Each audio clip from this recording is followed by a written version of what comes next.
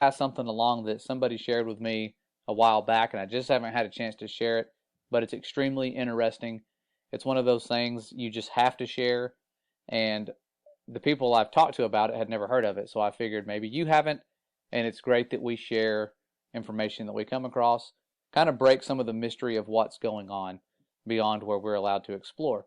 And this story is one of those that will blow your mind because it reveals sort of what we already assumed would be going on there.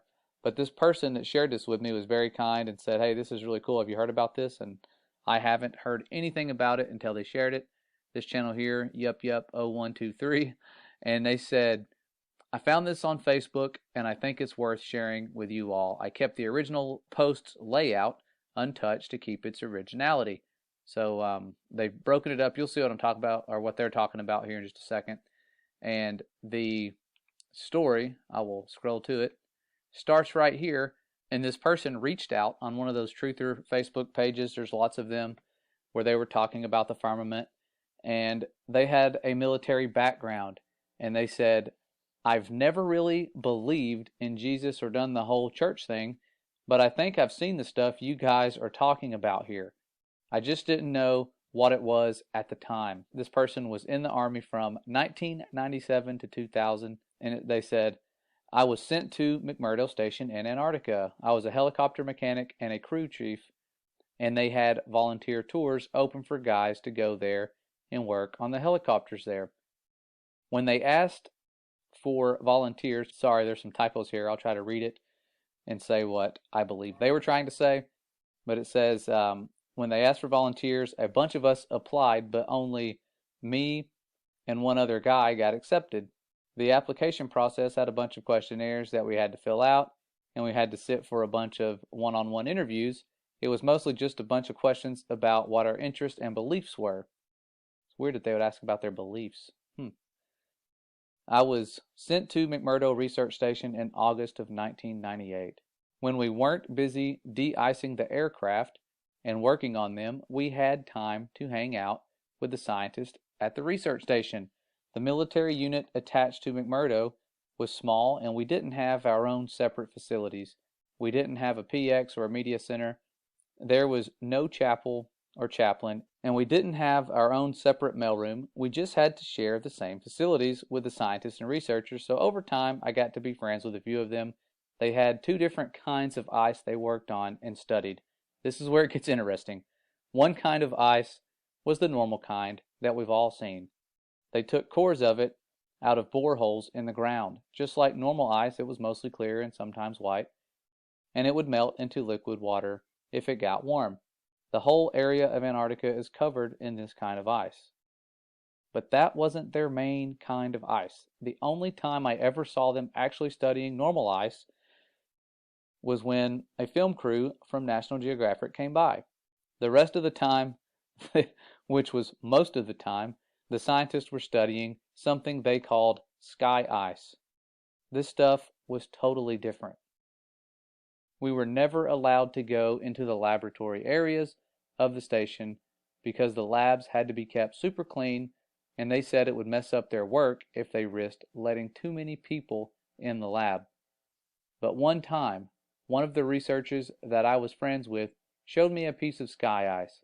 You couldn't touch the stuff with your bare hands because it was so cold. And it wasn't clear or white like normal ice. It was solid blue. He said that's why they call it sky ice, because it was the exact same color as the sky. We had to wear thick, heavy going outside gloves to handle it. The stuff was so cold, it would instantly freeze your skin if you touched it.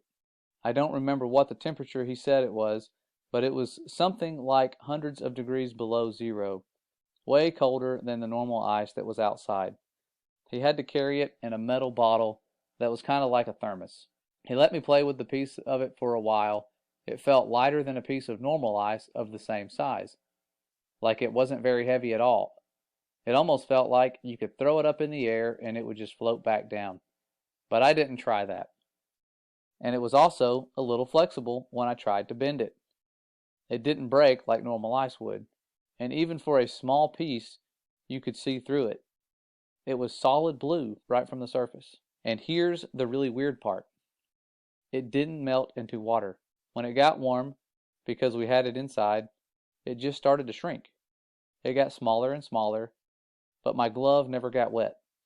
And there was no water on the floor. The stuff just turned into thin air when it got warm and vaporized. He said that was the reason why they had to study the stuff right there in Antarctica. You couldn't take the sky ice back to America to study it because it was almost impossible to keep it cold enough during transit. And then they shared a verse right here where it says, "And above the firmament that was over their heads was the likeness of a throne, as the appearance of a sapphire stone. And upon the likeness of the throne was the likeness as the appearance of a man above upon it." And then we continue off where it says it would always vaporize into air and you'd have nothing left when you got back to the US, he said. Russian scientists had discovered the same problem when they tried to take the ice back to Russia. So that was why they all had research stations in Antarctica. After maybe 15 minutes of handling the piece of sky ice, it was almost completely gone. Just a tiny little bit was left, and my glove was dry the whole time. I'd never seen anything like it before or since, and that's unusual because I've always had an interest in scientific things. I think that's even why I got selected to go to Antarctica, because a big part of the interview was about science and what I believed about things. So I really thought it was cool to see something I'd never heard of before. The whole time I was at McMurdo, I heard people talking about the wall like that was a special place. It's pretty common to find ice walls and ice cliffs all over Antarctica. The whole place is ice, but it's all just normal white or clear ice. So I asked my friend where they get the sky ice from, and he said it comes from the wall. I don't remember exactly how he described it, but apparently there's a huge wall of sky ice in Antarctica. He said it was hundreds of miles inland from the coast. I never got to see it myself because I was only, and then I'm going to skip forward, stationed to McMurdo. I didn't get to go out on expeditions. He said it was the biggest natural structure in the world. Imagine that. He said that in the 1960s, the U.S. Army had a plan to bore a tunnel into the wall, but they didn't have a boring machine that could handle the super cold temperatures, so they had a whole testing project in Greenland where they developed ice tunnels and invented new boring machines that could operate in super cold temperatures. So this was back when they were going into forming NASA and all the other things that were kind of strange, the Antarctic Treaty, around that time, pretty close to it. And he says, like they did this whole big thing in Greenland for just practice. So it was like they were practicing to bore into the sky ice. I'm not an expert on that, but that's just what he told me. Then, once they had the new boring machine figured out, they brought it to the ice wall, or to the wall in Antarctica. He said that the machine bored a tunnel. I don't remember exactly, it was like 5 or 10 miles into the wall, but that they never broke through the other side of the wall, and that they still don't know how thick the wall is even to this day. And I'm probably not remembering this part correctly, but I think he said that at first the floor of the tunnel was solid rock, but after a mile or two in, the floor was sky ice, like it was sky ice underneath after a certain point, or something like that. And apparently the wall slowly builds itself back up. So it slowly builds itself back up after you cut it, because after a year or so, the tunnel had shrunk smaller all by itself, like a self-healing wound. It starts closing up. They had to leave the boring machine inside the wall because the tunnel shrunk too small to get it back out. And after a few decades, the tunnel was completely gone, like the part of the wall was solid again.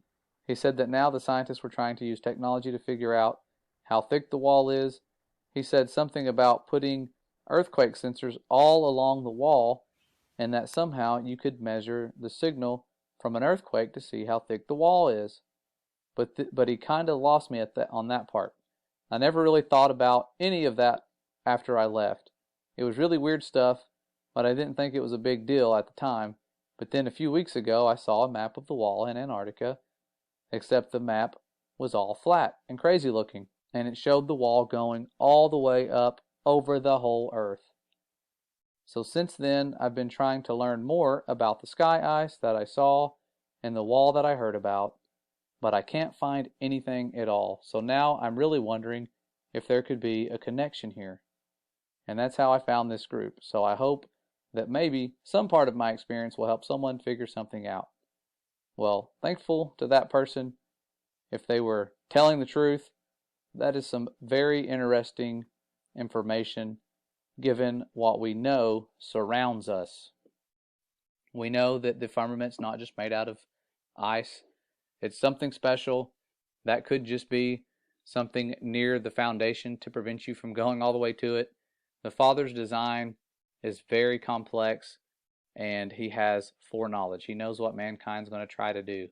Those little nuclear bombs they shot at the firmament was nothing to the firmament. They can't break it. They've tried. If they could, they would, but they can't.